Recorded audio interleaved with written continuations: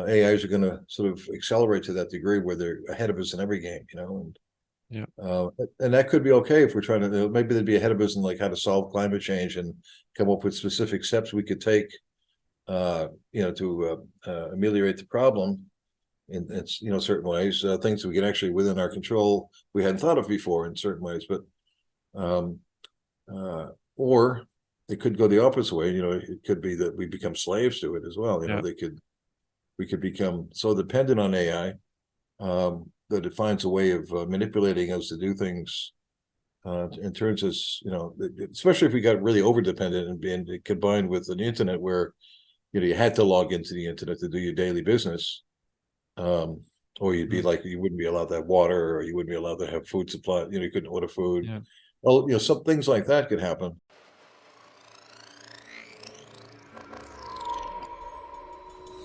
We're going through something absolutely historic. Technologies across the board are growing exponentially. It's a disruption that's going to completely redefine the way businesses compete. In the next decade, we're going to lose 40% of today's Fortune 500 companies. The exponential growth of computing is continuing.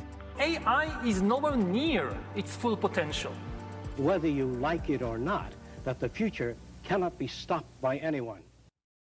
So welcome back to the FutureTech and Foresight podcast. As always, I'm your host, Mark Verbenkov. So a few weeks ago, I published an episode on the technological singularity that got quite a bit of attention and especially feedback from you, the audience. One of the main ideas that was mentioned by all of you was the concern around the singularity and how it might actually negatively impact us as individuals as well as kind of society as a whole. So a lot of questions and comments revolved around the ramifications of AI becoming as intelligent as humans are in kind of all areas that we kind of excel in, and of course the next step of superintelligent AI, which of course has gathered a lot of media attention, especially over the last several months with the advent of ChatGPT and generative AI as a whole. But kind of reading between the lines, it seemed like most of you were questioning if the programmers, creators, and kind of companies coming out with these powerful technologies were actually to be trusted. So whether it's AI, BCI, IoT, or any other kind of emerging technology, what are the underlying reasons for them being released? And what are the potential misuses of the technologies when they are finally adopted? Effectively, what is the dark side of the singularity and the technologies that will enable it? So to answer these questions and shed more light on the subject, John Hawkins comes back onto the podcast. So John was a guest a little bit over a month ago to actually talk about the technological singularity initially and re-sparked my interest in the topic and hopefully yours as well. So he is a philosopher, poet, and freelance journalist. His work has appeared in publications around the world, including Rumpus, Cordite, Morning Star, and The Australian. He's also a regular contributor to Counterpunch magazine, a site for progressive politics, culture, and the arts. His current research deals with the future of human consciousness in the age of AI, which is, of course, highly relevant to the topic at hand today. And in addition, he is working on a novel. So we talk about the dark side of the technological singularity, and I hope that this will answer some of your questions if they weren't sufficiently responded when you asked them to me. So hopefully you enjoyed the episode and you get a little bit of insights as to what might actually be behind the technological singularity and the technologies that will enable it. Well, John, welcome back to the podcast. Your second time on. Thanks for coming on short notice to talk a little bit more about the singularity, which has been making a little bit of headway on the podcast. There seems to be quite a bit of interest, both positive but also negative, about what it pertains for individuals and for society. So, looking forward to diving into kind of the negative aspects, or maybe the darker aspects, to a certain extent, about what the singularity is and your ideas on that. So. Thanks for coming on today. Thank you. Thank you for having me, Mark. I'm really happy to be back. Well, the singularity is, it's in the news all the time now. Well, not the singularity so much as the AI, artificial intelligence, but the singularity, the definition is a hypothetical future point in time at which technological growth becomes uncontrollable and irreversible, resulting in unforeseeable changes to human civilization. This could include a concept called artificial general intelligence, that is AI with human-level abilities that become so advanced it would irreversibly change human civilization. And that's important, that there's a pause on now that a lot of technologists, including Elon Musk and a few other people, or Elon Musk, are talking about. They say they want to slow the process down because they're afraid that it could get so far ahead of us that we won't be able to stop it at some future point. And people like Elon Musk, are they have agendas. Like he's the head of Neuralink, which is a mind control or mind reading technology that just got FDA approval just a couple of weeks ago, so that he could begin testing on humans. He's already behind Synchron doing the same kind of thing in Australia. The one in Australia is non-interventionist. It's not something that it works by putting a reader up through the veins so they go through the brain, so it stays within the vascular area over the brain. Whereas Elon Musk's, you actually have to do an operation to get the grid on top of the brain itself, and there are problems with that. They killed 1,500 animals in some of the lead up to asking for FDA approval, and that was a real sticking point for FDA for a while. So that has direct intervention, but on the other hand, it probably has a more likely, a higher range of accuracy and mind reading ability. The electrical stimulation can be read probably easier with Musk's. There might be more information because it covers a larger portion of the brain. But the singularity itself is just this concept of a merge between human beings and machines that we've reached. That has snuck up on us in a way. We've had it ever since the internet has become more involved in our lives, and we get online, and someone said recently that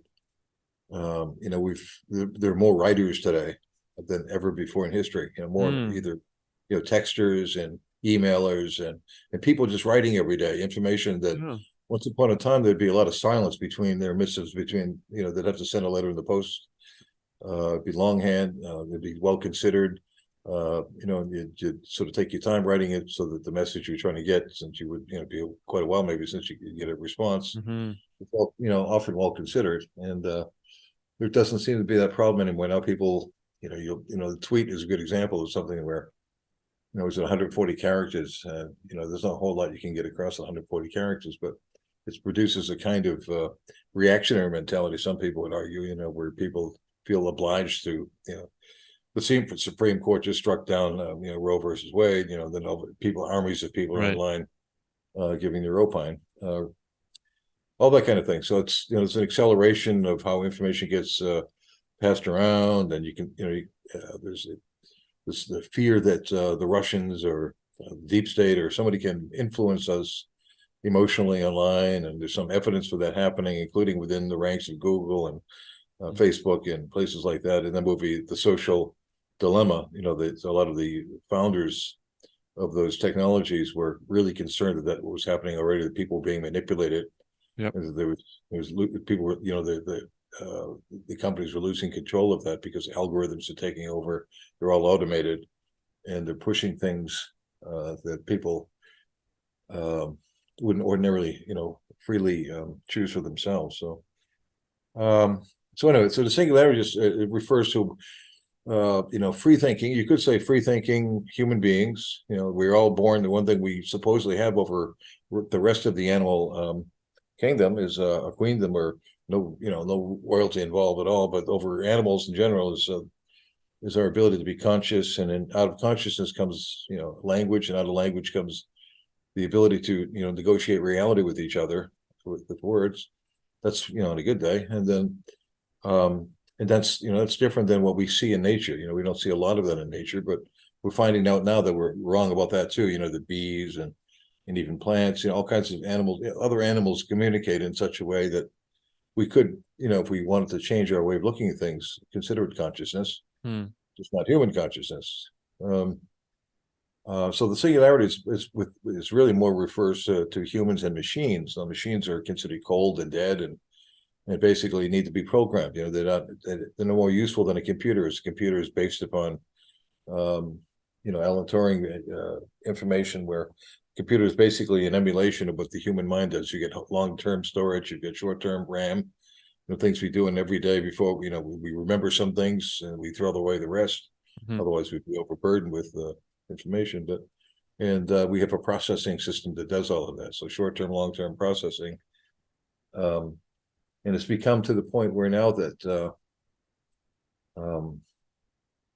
we're not quite, when we say merge with the singularity, we don't just mean the internet, the hive mind, where everybody's on there and everybody's putting out their business, and there's truly intertextuality taking place, where the idea of originality is disappearing, because memes are going around and people are sharing information on Twitter, and you can get the impression that you've originated something.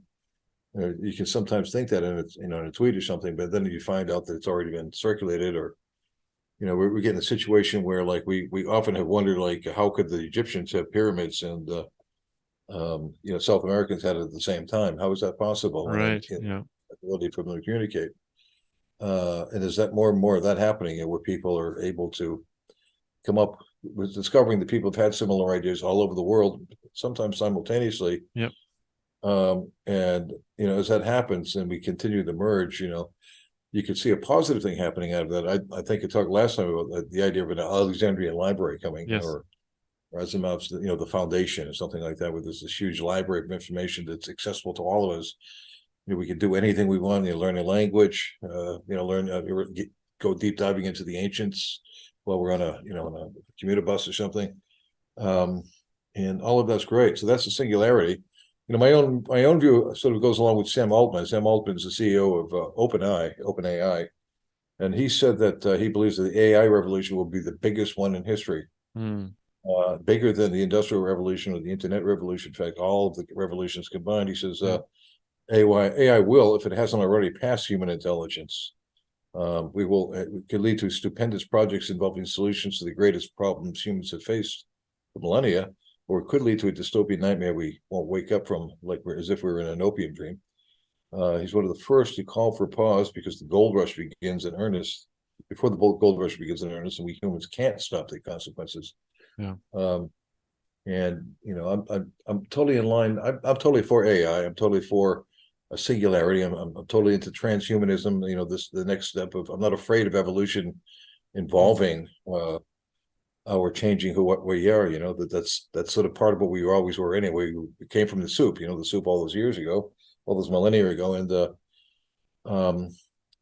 that's there's no reason why that wouldn't change, and we become part. It really depends on how you look at it. Like, I'm a panpsychist, so I believe that mind is in everything. Yeah. We used to be God was in everything, every molecule and atom, but more and more cosmologists and philosophers are getting into panpsychism, thinking that that everything in the universe is conscious. That there's consciousness, but it's not necessarily human consciousness. We've got to sort of get over this.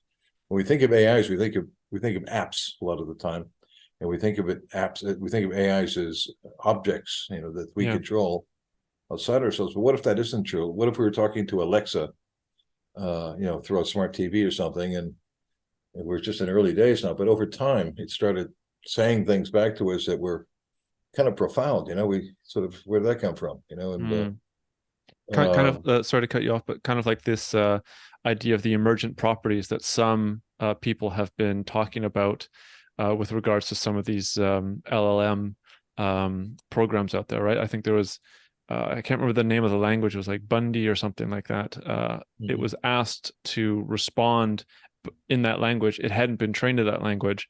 So then it went off and learned that language, and then was able to respond to that language, even without the programmers teaching it how to do that. So, and this is still a very early model, right? So you can only imagine in 5, 10, 15, hell, 20 years, these AIs are going to have that kind of creative capability within them in order to respond to us or come up with new ways of thinking, new physics, new ways of thinking about philosophy, etc. So you're spot on with that. It's a fascinating idea. It really is. No, it's good what you're saying, Mark. It's like I go back to stuff we can all relate to. Like I go back to Gary Kasparov losing to a computer a few years ago. And that for him, that was what was happening is the computer had been fed all of his moves that he's ever made in matches, and was able to quickly anticipate what he'd be doing under certain circumstances, and figured out to such a degree that he was always 2 or 3 steps ahead of Kasparov, which he's the world champion. Yeah. And there's the fear that, or maybe not even the fear, but I mean, a good thing could be that AIs are going to sort of accelerate to that degree where they're ahead of us in every game, and and that could be okay if we're trying to, maybe they'd be ahead of us in like how to solve climate change and come up with specific steps we could take, to ameliorate the problem in certain ways, things that we can actually within our control we hadn't thought of before in certain ways, but or it could go the opposite way. It could be that we become slaves to it as well. We could become so dependent on AI that it finds a way of manipulating us to do things and turns us, especially if we got really over dependent and combined with an internet where you had to log into the internet to do your daily business, or you'd be like, you wouldn't be allowed to have water, or you wouldn't be allowed to have food supply. You couldn't order food. Yeah. Well, some things like that could happen.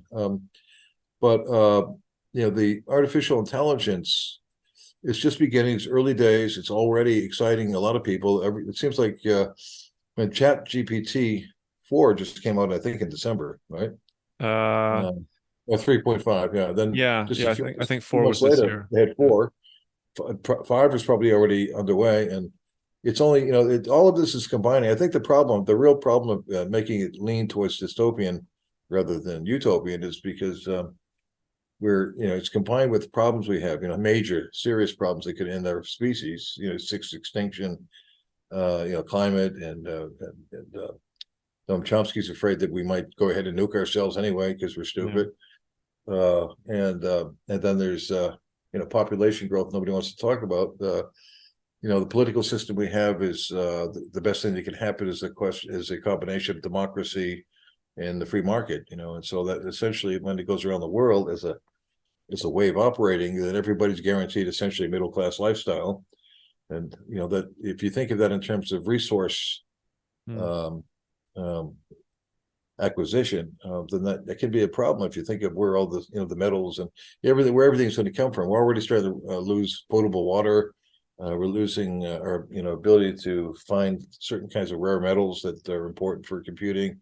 These then become these become contentious and more means for more wars, and so there's that. But there's also at the same time technology is taking leaps and bounds. We're already operating under Moore's law with computing. Every 18 months, there's essentially an upgrade to a different system. But now we're going to be seeing something that like Google has a lot of control over, and IBM that is quantum computing, which is going to speed things up even more exponentially. And the only ones that can actually have real control over that kind of thing are Google. The scientists at those places. They're going to be.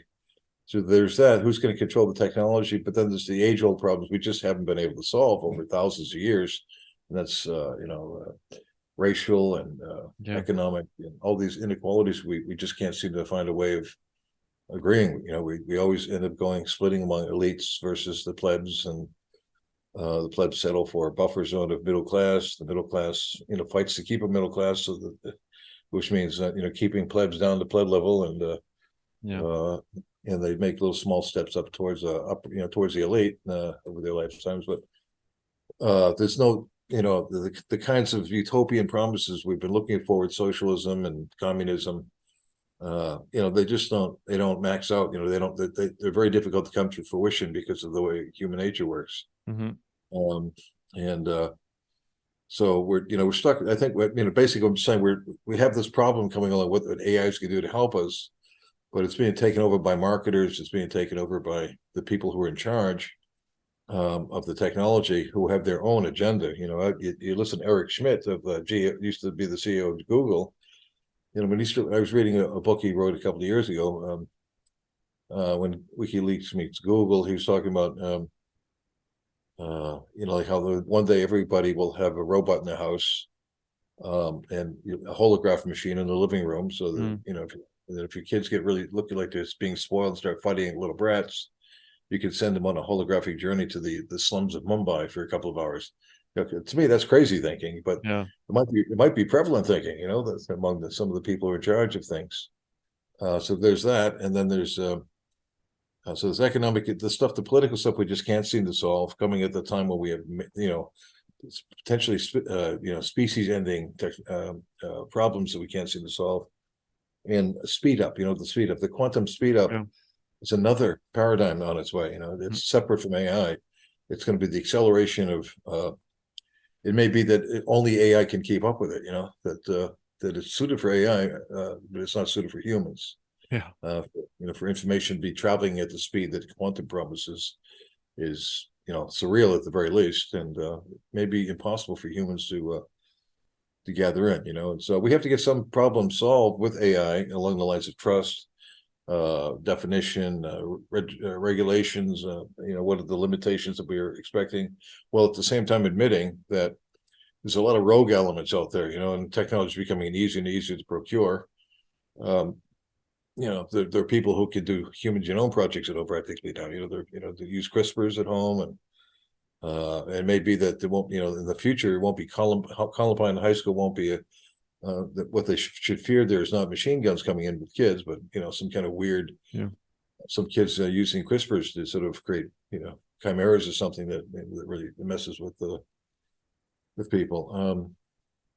So that's basically it. In terms of an overview of the things we should fear, but I'm totally for AI. I'm totally for transhumanism. I'm for the evolution of human beings, towards something more hopefully equal. And you could look, the way things are going now. We're heading towards a trajectory where women don't have to give birth anymore. And I was reading about an AI that can act as a surrogate mother. And that kind of stuff, are we ready for that? Who would benefit from that? Well, we know that elite would benefit from it. They'd be the ones to probably use it immediately.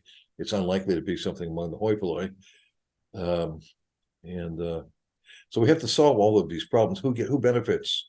Who really benefits? And when we talk about it, when the mass media talks about it and they give us all the hoorah, they usually talk about the people who can afford the stuff, and who have places. And there's still lots and lots of billions of people who can't afford 3 squares a meal, three meals a day, and they won't be the ones that necessarily be benefiting from. They might be reading about it, but they won't necessarily be the ones who get rewarded for following it. When you were talking about specifically like the quantum technology accelerating the speed of information flow, and AI would be the only ones, the AIs would be the only ones that would be able to keep up with it. You reminded me of one of my favorite quotes, which I actually think is taken out of context, but it gives kind of a perfect overview or context of what's going on. And it's human beings are the sex organs of the machine world. Right. So it seems like we are birthing, we are creating an entire world that's no longer relevant for us. It's only going to be relevant for the AIs that are going to be using, quantum technology to share information between them. So maybe if I could summarize your perspective here as briefly as I can. It seems, okay, you're of course for the singularity, you're for AI as a general concept, but there are significant challenges that need to be overcome. There are hurdles that need to be overcome in order for the future that we are going to be moving into to be kind of fair and equitable for all various types of people and nations on the planet. So I actually think we talked about this briefly in the previous episode that we did. And you asked me the same question, and I was on the fence, and I'm still on the fence.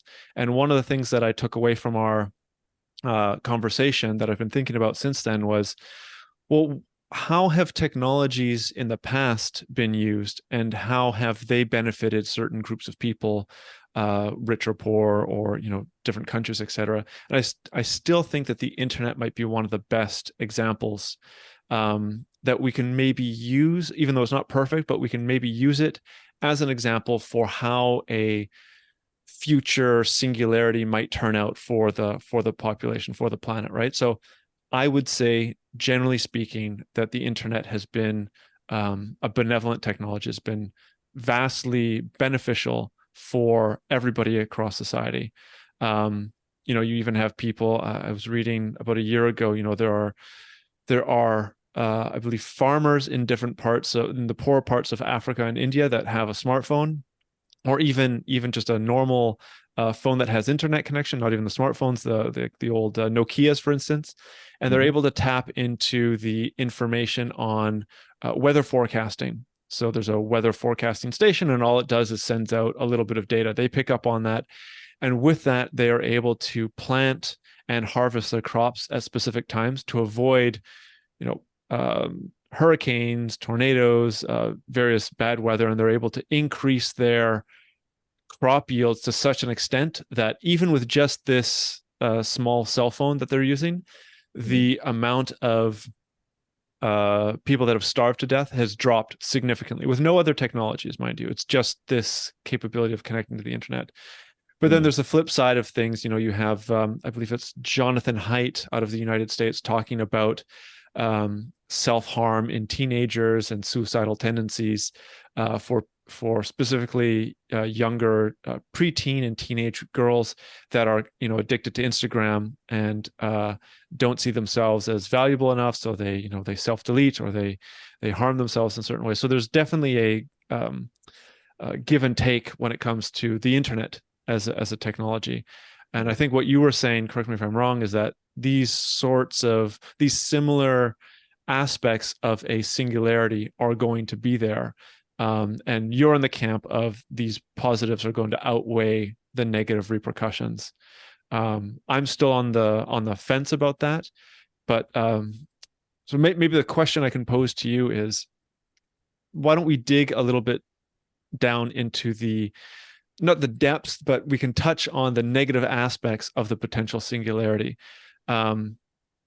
As we mentioned right before the recording, I think that there's a lot of popular figures out there, specifically out of Silicon Valley, namely Ray Kurzweil, who have been popularizing the singularity for years, if not a couple decades now, and popularizing it and putting it in a light that it is wholly positive, right? It's only benevolent.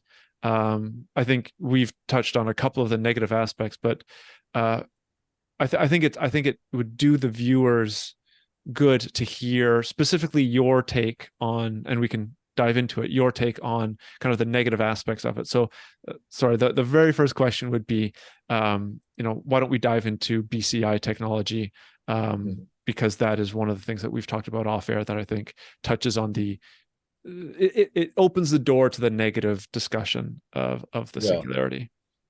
All right. Well, you can the thing about BCI technology, it's being sold as almost like a Jesus technology. The two main things it can do is can make people who've been blind all their lives see again, even if they've never seen, or not see again, but see or see again. And it can make people able to do things who are lame, like Jesus cure the blind and lame by using their thoughts only to communicate with the computer. So if you wanted to shop Amazon, and of course you'd want to, or you just wanted to read your email or communicate with someone on the other side of the world, just all you wouldn't even be opening your mouth, you'd just be thinking it, and you've got a device in your head, it could come in different ways, but probably a Bluetooth device that then takes the information from your brain, the chemical electrical information from your brain that's all coded into information, and is able to take that and essentially transcribe it so that the computer that is going to feed it to, it's then going to transfer it over to the computer. The computer is going to understand its digitization of your brain activity. And that's going to result in you being able to read your emails just by thinking about it. And that's all great. The way they present it, like especially if you go to like the Australian site, the Synchron site, it's a marvel. It's really good for people who are paraplegic or something to be able to share in what everybody else is doing. Get on the internet and just think their way through a conversation. And it's still in the early days, but it's working. They've demonstrated that it works. But what's not, what's left out of it is who funded the research on this to begin with. Well, DARPA did. DARPA was behind it. DARPA's way behind this technology to begin with. And one of their original impulses was to come up with a weapon. That's what their whole point is. Is to come up with advanced weapons against the enemy before the enemy does. We have some step ahead of the Russians and the Chinese, especially. And they had hoped that they would be able to get into the head of an enemy, by using this technology eventually. Now, that's not at all advertised, and it sounds conspiratorial, but it just isn't. It's just, you have to remember they're not coming at this the way Synchron does. Synchron is looking at it as something that helps people, but it's not the way DARPA is looking at it. DARPA is a defense agency. They're looking for, it's about weapons and how soldiers can benefit from this technology. And that's what has to be kept in mind, that how do soldiers benefit from this? That, that'd be great if they could, one of the ways they can benefit from it is by using a device, again, that goes on the head that can actually control drones.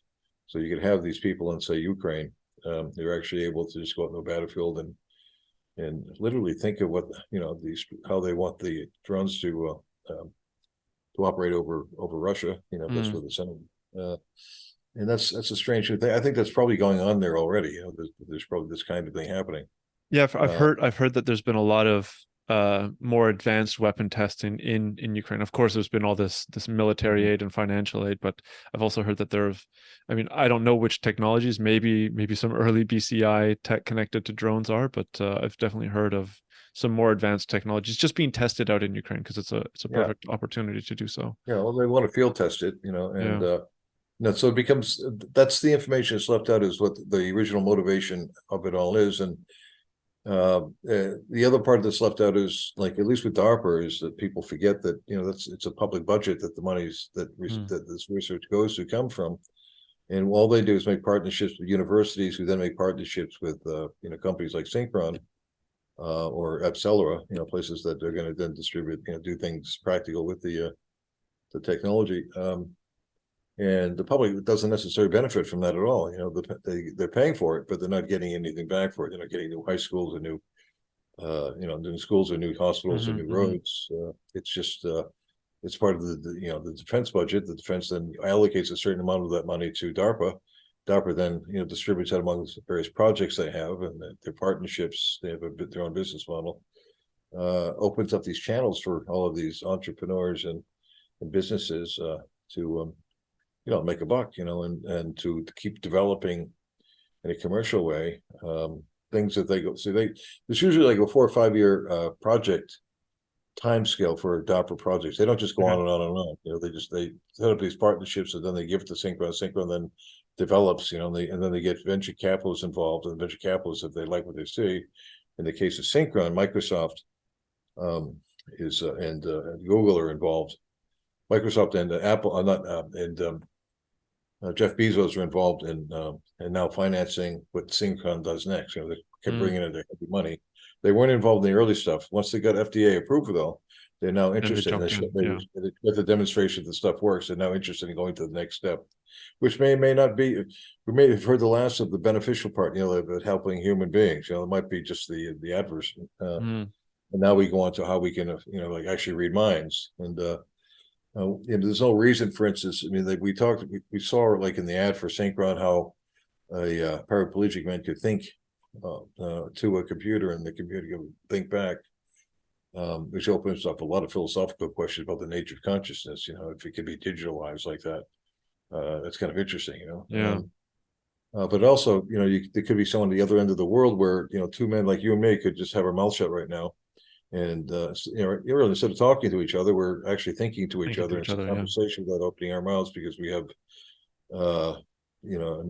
the media device in the middle, Bluetooth on your head, Bluetooth on mine, and they're communicating with the computer, and the computer is delivering it through electrical wiring to you, and you back to me. It's a manipulation of electricity. That's the real miracle of all this, is a manipulation of electricity. It's just unbelievable. It's like we, somehow learned how to control lightning, and turn it into ones and zeros, and it's real scary in a way, but beautiful in another way. But so there's the aspect of the public. We're touting democracies everywhere, but the biggest thing about democracy isn't just everybody raise their hands and decides on something. It's modern democracy involves making sure the bastards are actually spending the tax dollar money on things we want them to spend it on. That's shipping it off. And this is an example to me of just gifting research to an agency within the Department of Defense that has ties to commercial enterprises that where people in the Department of Defense are going to benefit. There's a revolving door kind of thing where they end up becoming on the board of directors, that kind of thing, and get stock benefits from it. They figure out ways of making money off the stock that the general public really isn't privy to. And personally, I think it's like something like the Synchron or a couple of the others, made $1 billion or something, that there should be some percentage of that goes back to the public. That it's a sense, give them some sense that they're actually involved in the long shot bet that the government's making on their behalf. Mm-hmm. It's not happening. It's not. They don't have any say. Now, an example of I was going to say before to you, but like an example of how DARPA was involved. Yeah. More recently, it was during COVID-19. They were in the middle of a bunch of partnerships. One with Vanderbilt, and then there was a company in Vancouver, British Columbia, called Accelera. They were set up in a partnership so that if something, they had the year before the pandemic. They were conducting war games with viruses. You've probably read about it already, and that's all great. But then, so when the pandemic actually broke, they were all set. They were already in the middle of an operation to figure out what they would do if something like that happened. And they just took the sample viruses they were working on and replaced it with Corona. Mm-hmm. And their whole idea was, as part of the pandemic control program they were working with, is to come up with a solution within 60 days. Of receiving antibodies from the survivor, and they came, they came through. They came up with a monoclonal solution, not a vaccine, but they did. When I talked with DARPA representative, they did say that they thought that was the best solution, because even though because it could take years before you could get a vaccine, but this would be a good stopgap. You'd have to do it every 3 or 4 months. You'd have to get another shot, and but it would be in terms of the stuff we've been hearing about with vaxxers, anti-vaxxers, and all that stuff, all of that would not be relevant, because you'd be using your whole body, would be rejecting this virus. So it was the best solution in that sense. You weren't, the other thing is getting past DARPA. There's the other question of how we came up with vaccines so quickly. And again, there's only a couple of ways to do that. One is that the FDA screwed up and allowed all of these big pharma companies to have emergency authorization. So they did, they totally limited their liability to any problems that came up with the vaccines. Mm-hmm. So I was reading, the New York Times had put out in August of 2020, a couple of months before the election, were making fun of Donald Trump because he was saying that there was a thing called Operation Warp Speed, where he promised there would be a vaccine by October. His October surprise, I guess, but New York Times was making fun of that, and they had this interactive guide that shows that you could manipulate as a reader online that show that the best you could do is like 4 years, and no virus at all, no vaccine at all had ever been done in less than 4 years, right? And there'd never been a coronavirus vaccine, so the likelihood of anything being available by October was really far-fetched. But by November, they had vaccines out there in the market. Now, the only way that can happen is there's a conspiratorial way that I won't even get into, but is because of the emergency use authorization allowed big pharma companies who had been working in vaccines did not worry about testing so much. The people getting the vaccines would then become the labs. They would become what would normally have been stage 1, stage 2, stage 3. They just combined them all. It was the thing. They were told that don't worry about it, limited liability, nobody can sue you. That's huge. That's like a huge thing. But the other thing is what's come out of all of this is AI. AI become a source of inspiration because some people believe that the technology involved with looking for antibodies, it sped up so quickly, so rapidly, that it's all a result of AI. And like Accelera is using an AI informed technology to find candidate antibodies for the monoclonal, and they were able to get it done very, very quickly. And that was underreported as well. I think I went back at DARPA and I said, how come this is so underreported? It doesn't make any sense I didn't get much of an answer. They said that, well, it was reported in the public, and then they gave me like these magazines associated with universities and that kind of thing. And it was there. It's like in these small places, but nothing like in the MSM. So that's an example of like of AI being used in an excellent way. That they're already working on the thing called with the RPM, called RPM, and that's specific to protein development and coming up with things like solutions to cancer. I wouldn't be surprised if there's a solution to cancer within 6 months, based upon the information, the research that DARPA has initiated. So DARPA is doing all of this stuff. They've got their hands in election reform. I don't know why a military agency would have that doesn't make any sense, but they have a project working on making electoral, election boxes, ballot boxes, totally unbreakable, that nobody can meddle with them. Yeah. But I don't see that as their role, but stuff like that. So there's so many different projects they have now, and their business model is wonderful. Lots of governments, like Australia especially, think it's okay to to have this model where you're only a limited amount of money is coming from the government into this project, and if it's successful, then like in this case here, it's Melbourne University, which is like the Harvard of Australia. You got these top-notch scientists working on this development, and then then they work with the company to put it out there. It's kind of a nothing but a win situation for the government. If it's successful, then they get all of the credit for it, but they don't have to donate. They don't have to put a lot of money into it. It's limited amount of backup, and it doesn't have to be justified as much because it's just a project. They call it a project, but next thing you know, we get mind reading everywhere. And, yeah.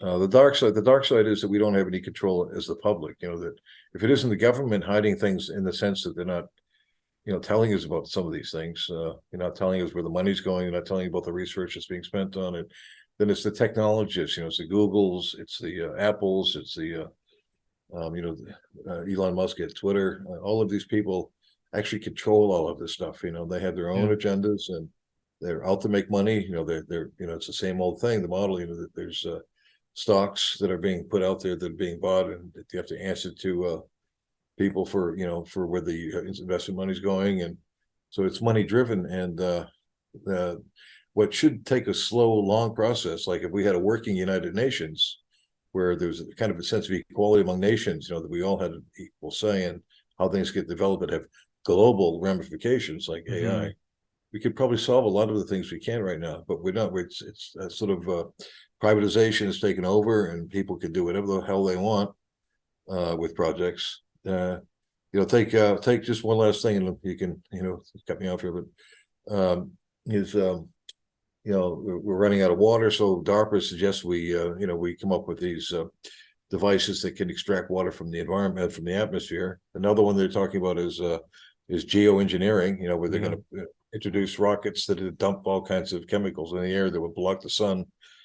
And it's not just DARPA doing that, but private companies are talking about doing it, and it doesn't seem to be any way to stop them if they want to. If Jeff Bezos wants to bring a rocket up there and spray this shit around, nobody seems to be able to know how to stop them. There's no law against it, and that's the real issue, is that we don't know what people are doing. That Chinese doctor, it's about 3 or 4 years ago, right now, who the first one who cloned human beings. Genetically engineered human beings so that they were resistant to AIDS or I believe it was some disease that they were more resistant to without approval. Well, this was actually cloning human beings. I'm talking about. Okay. I haven't heard this then. Oh, you didn't know? His name was Ease One or something, and he got into a lot of trouble. He cloned 3. We thought it was twins, then it was triplets, but he accidentally enhanced their brains. He didn't know how that happened, but it just also happened that his motivation was that he was opening up a boutique surgery that was specialized in giving parents children that they wanted, that enhanced intelligence, good looks, Bob Dylan fans and that kind of thing. But Yeah, so so there's that kind of thing going on, and we haven't heard anything like there's no talk about, there's no word on what happened to the girls, it's totally disappeared. That would be the first thing I'd want to know as a reporter and as a scientist. Well, how are these girls doing? The ones that have this accidentally enhanced brain. Where are they today? What's happening? You'd want to know, but instead, he got jailed for 3 years, but he probably got jailed in the lab, for all we know. And it's in China, we don't really know. And then you have to imagine that that's going on all over the place. That's not an isolated incident. That there are people, places where there are no human rights. Take the Middle East, for instance. Like there's a lot of buildup in Abu Dhabi and Dubai, UAE, where all kinds of laboratories could be going on because no one's going to stop them there. They could be building all kinds of dark stuff, and they don't have the same values we have at all. They don't necessarily see that we have to have human rights. They don't necessarily mind cutting off hands or heads, and so we don't have any extradition rights with them because we don't want to send people to get their hands or heads cut off. To jump in here, I guess one of the additional kind of misuses of these type of technologies that lead us into the singularity, that's been talked about a lot over the last several years, especially, is surveillance, right?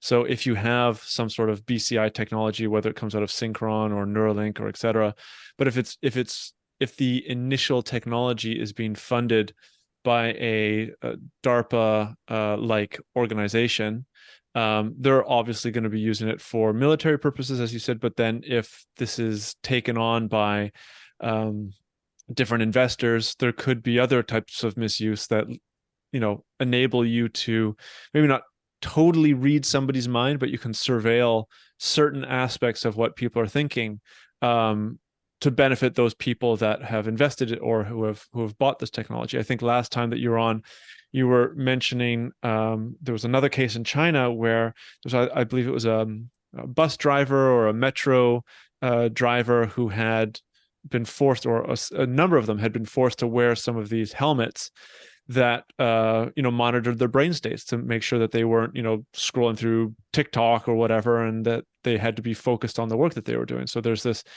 tremendous benefit for the owners of the technology, and not so much for the people that are going to be using it or that are forced to use it.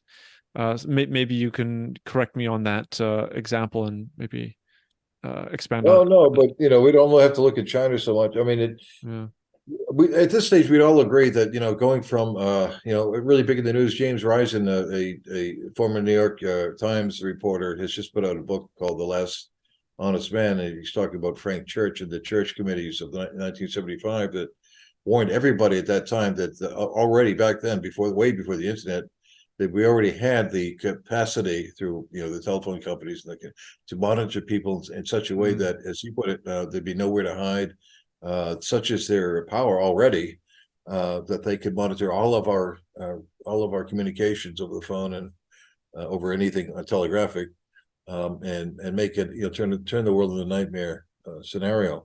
Well, we're way past that. We're past. We're talking about. You talked earlier about. One of the great things that's come out of technology, internet. I think a lot of people would generally agree with you. That it's been a real boon. We're able to do what we're doing right now, talk from 2 different places. So, that's not bad. What the real problem you have to let's not forget that DARPA or ARPA, as it was called at the time, gifted us the internet. It was originally a military project, and to a large extent that going back to sort of connecting back to Church. And his surveillance state findings, to a large extent, the internet has become a battlefield. It's a way of fighting the Chinese and the Russians, and like any battlefield, the military wants to control that. So the result of that is they need to know what we're all up to. We're all potential terrorists. We're all potential military adversaries. Dissenters are not appreciated. They maybe go into a fusion database. This is what Ed Snowden was saying. If you ever had permanent record, his memoir that came out in 2019. He's talking about we've created a system where they can the information that we each have it can go into a database and be pulled up at any time on any one of us. And a good example of that is, like, imagine Facebook with its timelines.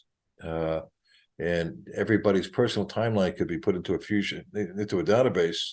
And let's say they outlawed something your friend said, something that you put on your timeline, and 5 years from now they decided it was against the law and come at you retroactively, and he thought there was a real possibility that it could become dark like that. But the main thing is it's even though there's all of this possibility of opening up all kinds of knowledge and information, and you would think that would be wonderful.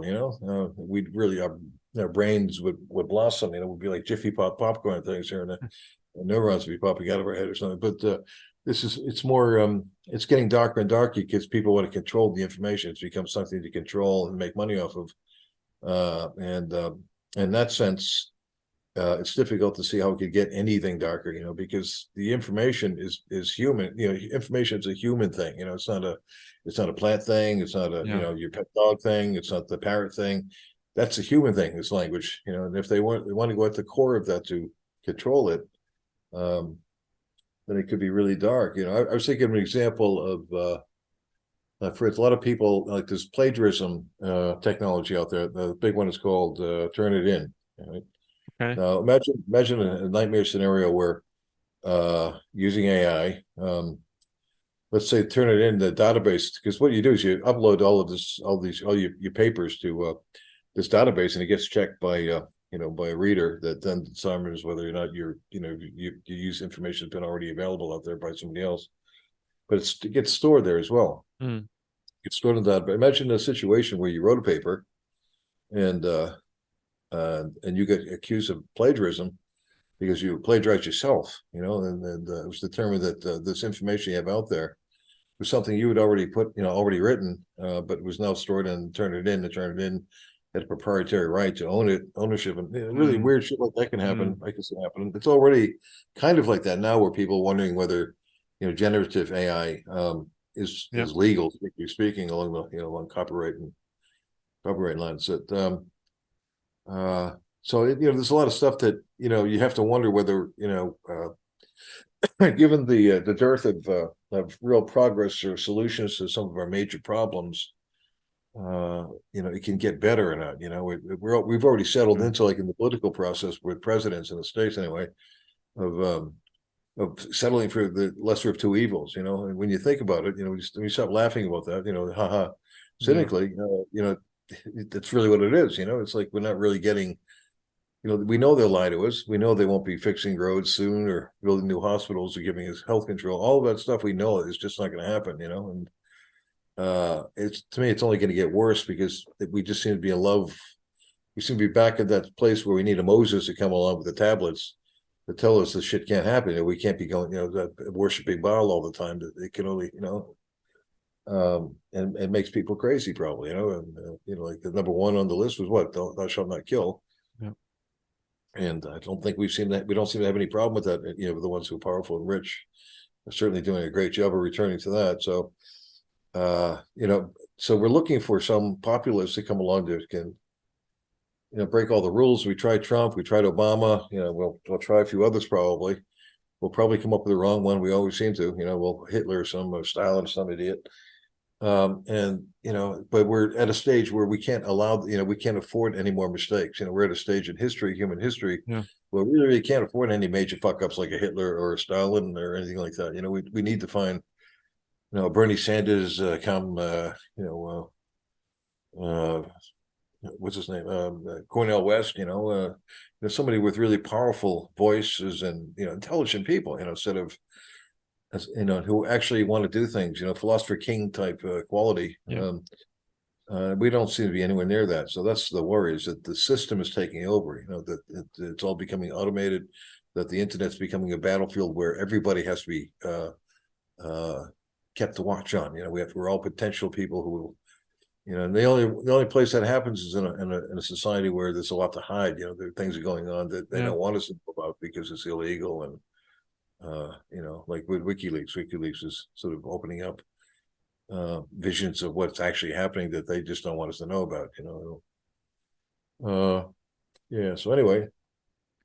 Yeah, so you're kind of touching here on one of the, I guess, final ideas. I see we're also kind of nearing the end of the hour time that we slotted in for.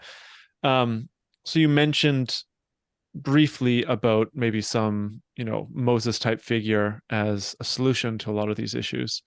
So if the singularity is to go down a rather dark road, or starts to go down this rather dark road, apart from a populist, Moses type figure, do you see any other type of ways to get us back on a track or a path of light? I think the last time that we talked, you mentioned something about a functional UN as being a potential body to solve a lot of these issues. Do you still think that that's the best solution, the only solution, or are there other ones in your mind? I think it's the best solution, but we have to give up. Countries, especially powerful countries, have to give up their ultimate sovereignty over. But remember the World War One. After the World War One, we didn't want any more of the greatest war of all time. We started the League of Nations. The League of Nations failed. After World War II, the bomb went off and we killed, blew up a couple of cities with nukes. Then we come up with the United Nations. But again, America doesn't want to. They've got the bomb. They don't want to have to kowtow to anybody else. The Security Council that runs the UN right now is just a secret men's club that basically controls everything, and nothing happens outside of their control. But we need this United Nations where everybody comes together and has every country has has the ability to get up and say what they need to say, and we come up with a global solution for global. We decide what the global issues are, climate change, nukes, and we do something about it. We take a vote on it as a world and decide what the fuck is going to happen to them, and that's it. There isn't any, the America gets to say whatever they want to say, but they're not going to pay dues. They don't even want to pay membership dues, for Christ's sakes. So that stuff has to stop. But otherwise, some people are saying we need a new internet. Like Tim Berners-Lee thinks the internet that he helped design with the World Wide Web is a total failure because it's become so commercialized and so misused by private interests who don't really care about the kinds of ideas he had in mind. He wanted to share information. He wanted academia to share information. He wanted people to be able to, which we do. This is the thing you're talking about. This is one of the great things that's happened. Is we've been able to, get information at the speed of light, that we never would have had before, and that's all great and wonderful. But we shouldn't want people to be looking over this, looking at us as we do that, and try to figure out some way of selling us something, And it's all becoming, the algorithms are automating that kind of process and turning us, as they say in the social dilemma, we're the products that are being sold, that. We're the battlefield for commercialization. We don't really. We've been objectified. The users of the internet are just objects now for commercial interest, and that's going to change. Personally, I think the best thing that could happen is a solar flare that knocked us all out for a couple of years. And we have all of this great knowledge we have right now, but just a solar flare that prevented the electricity from continuing the way it is, and we had to live rough for a couple of years. We had to go back to town meetings and face each other face to face. We had to figure out how to farm and bring things together and share again. And because right now, not a lot of that's happening. There's a lot of strangers communicating by electricity, but not really face to face. And I don't think that's necessarily a good thing at all. I think it's estranging and open to manipulation. And it may have. Yeah, go ahead, man. Yeah, no, that was actually one of the points that I was thinking when you were talking about this potential new UN and the global I guess Security Council that would be functional. I guess one of the problems is, and I think this is one of the critiques that brought up even in sci-fi, is that those organizations can be corrupted, right? Whether it's through the DARPAs or I don't know, through the Amazons or some sort of nefarious corporation, they're able to lobby and get their desires put in place through policy, and then you have this monumental global power, and it's putting forth even worse things than what we have right now. It wasn't a strong critique. It's just this is a possibility. It kind of goes to many of the things that we talked about in the singularity. Like there's lots of underlying issues that might contribute to moving us down this darker path. I had another point, but it slipped my mind. Yeah. Well, again, just to reiterate, the real problem is the privatization of ideas and privatization of information. The lack of transparency from government makes it so that we don't, people who are paying taxes are not aware of how that money is being divvied up and to whom, and they don't get any. They neither get any feedback, and they don't get any reward for being part of the investment to technologies that could benefit us all and could actually, in the investment, help build the roads and the hospitals, and all of that stuff could be happening if that's the way people were thinking. If they were thinking along the lines, but they're not. It's not a public interested minded kind of system, and until that changes, until the public, in a democratic way, in a truly democratic way, restores itself, gets retweaked, and we're probably going to get down a darker path, a darker and darker path, until these things just fall apart altogether, and we have to start all over whether we like it or not. So is the way out of that darker path to go down it even further, have some sort of singularity, transhumanism phenomenon where humans are able to, as you mentioned before, communicate through thought, through vastly faster methods, so that we're able to empathize and understand each other at a deeper level than ever before, and then maybe from that can build up some sort of functional UN or functional direct democratic system. Now we're like getting far into the future. Well, if we have a future, but no, that has to be where it's at. It's just it's 2 times the League of Nations and the United Nations. Those have been well thought out. They're presented as solutions to problems that we can't seem to overcome. In this case, warfare. We're still caught up in it. We still need to. In America, it's really horrible because it's part of the economy. 50% of the budget, the tax dollars are going to to the Department of Defense. Yeah. That has we're basically supposedly at peacetime. We don't have any world wars going on. That's incredible that you can spend all that kind of money year after year. Then it has to get it has to sort of get processed and tested, and there has to be a reason for it. It's crazy stuff, and things are falling apart away from the military, and social programming and health and all of these things that should be addressed. That would make something like AI something really welcome, something we'd really all appreciate and look forward to.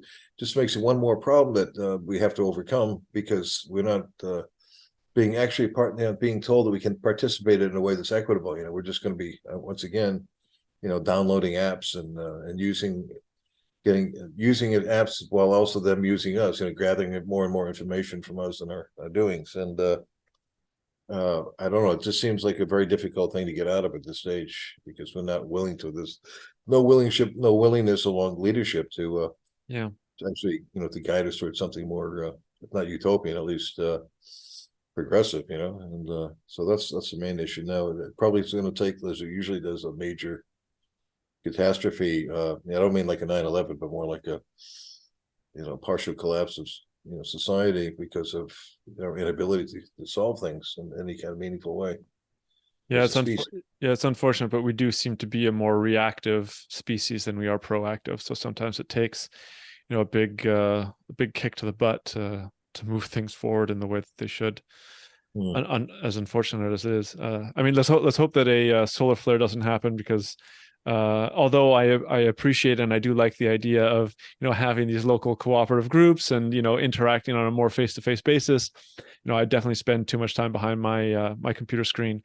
My fear is that too much of the information is only digitalized. So with one solar flare, you're talking about the Library of Alexandria at the beginning. This is a kind of a perfect analogy. If a solar flare does happen to come, wipes out all of the libraries and there might not be a physical or an analog backup. And then that information is lost, right? There's no getting that back unless you spend another, 2,000 years building it back up. So that's also of significant concern. Yeah, well, it's definitely significant. But we'll see what happens. I obviously solar flares is more of a sarcastic in a sense. I mean, it's not really, nobody would want to see that, but I guess it's more of a we need something huge that would not a Pearl Harbor, because I'm tired of that term, but something that would just stop us in its tracks and make us understand that we've got to make some changes here. We have to decide whether we want to be equitable or not. If not, then I don't know that there's any point in going on really as a species, but because otherwise we're just going to be looking. It's 8 billion people now. It's soon going to be 10 billion people because of the way things multiply. And then 12. They're saying maybe 15 by the end of the century, and they're all getting promised the middle class situations, and that's all great if it was possible. But we're diminishing resources in all kinds of ways, especially water. Since we're 65%, each of us is 65% water. It's really important we have potable water that we can, stuff that we can imbibe and actually keep our own bodies going. There's a lot of significant issues we're just not even trying to address. Nobody's trying to address climate change in any significant way. We're already at 1.5 just about. So I don't know. So that's all. You don't want to be dark, but I don't see that. I don't see that we're not being dark. We're continuing on as if that eventually geoengineering will take care of everything. DARPA will come or AI, right? AI is many people are saying, well, let the problems continue to run, and then once we hit AGI and then super artificial intelligence, well then we'll just be able to sit back and let our creations solve all the problems for us, which could be true, but might not be worth taking that risk. All right. Well, John, maybe that should be all for the audience, for all the dark aspects. As I said at the beginning, I think it's important for people to be aware of these issues at the very least, right? Because awareness is the first step towards change and changing things for the better. Maybe we'll have to have you back on at some future point to talk about or specifically focus on the light side, the bright side, the positives and the benefits of the singularity. Even though I think that's already given perhaps too much focus whenever the discussion of the singularity happens. But yeah, interesting perspectives as always, and who knows, maybe somebody in the comments will have a better idea for solutions to these kind of darker negative issues that might come up with the singularity. Let's hope so. Yeah. Where can people find you? Has there been any changes over the last couple of weeks since you were last on, where people should follow your work? I know that you're constantly writing very interesting articles, so I'll have those up on the show notes for sure. Well, mostly, I'm writing regularly for Counterpunch magazine. And then I'm writing for an aggregate that doesn't need to be mentioned, but it does get distributed over 100 magazines or something. But mostly just freelancing here and there, and different mags. I'm trying to pursue some stuff in academia. Getting dissertation ready, and another master's degree in America. So I'm sort of soon to be collecting those, but. Really, not really. I mean, I have a Twitter account, Caged Technology. I call it Caged Technology, but I'm not a frequent user of it. So mostly, The other is my Substack site might be the best place to actually drop a comment. And do you have that already listed there at the end? If not, I can grab. Well, why don't you say it right now so that Tantric Disposition Matrix. Yeah, there we go. So that's it. That's basically it. That's where I do most of my work, is Tantric Disposition Matrix, my poetry and fiction and articles, sort of get first breathing, and so it'd be great if you could get direct people that way. For sure. Well, thanks a lot, John. Lots to chew on as always, and I'll field any comments or potential solutions your way from the audience. So thanks again for coming on. Thanks, Mark. Yeah. Well, thanks for listening to this week's Future Tech and Foresight podcast. If you like what you've heard here, there are, of course, a number of ways that you can support the podcast.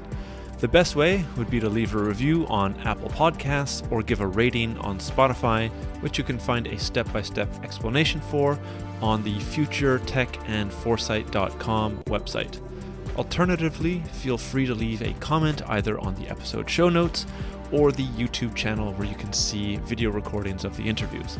And finally, if you are part of an organization that is aware of the disruptive and transformational impact that emerging and future technologies will bring and want to know more, Please get in touch to hear about the strategic foresight services that we offer and how we can help future-proof your organization and take advantage of the phenomenal opportunities available to survive and thrive in the future. A lot of future-shocked people and future-shocked institutions in our society are simply overwhelmed. Once there is superintelligence, the fate of humanity may depend on what the superintelligence does. Science fact is catching up to science fiction. The first truly intelligent machine will be the last invention that humanity needs to make. The only scarcity that will exist in the future is that which we decide to create ourselves as humans. Within a 10-year design revolution, we can have all humanity living the highest standard of living anybody's ever known. Progress is accelerating at an exponential pace, and it's going to reach a point where progress is so fast it's going to be a singularity. We are probably one of the last generations of Homo sapiens. Every single headline points to the birth pangs of a Type 1 civilization.